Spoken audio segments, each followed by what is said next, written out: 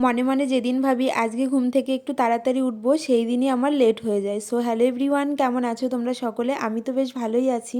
এর দিনে না একদম সকাল সকাল ঘুম থেকে উঠতে ইচ্ছা করে না, কিন্তু কিছু করার নেই, সকাল সকাল ঘুম থেকে উঠতেও হবে, সংসারের সব কাজবাজও করতে হবে, রান্নাও করতে হবে।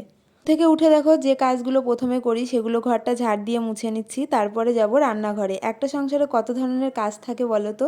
সংসারের কাজ বাজ যেন সারাদিন শেষই হতে চায় না, একটু একটু করে সারাদিনই করতে থাকি। ঘরটর মুছে এসে চলে এসেছি রান্নাঘরে। দেখো রান্নাঘরে দুই একটা থালা বাসন ছিল, সেগুলোই ধুয়ে নিচ্ছি।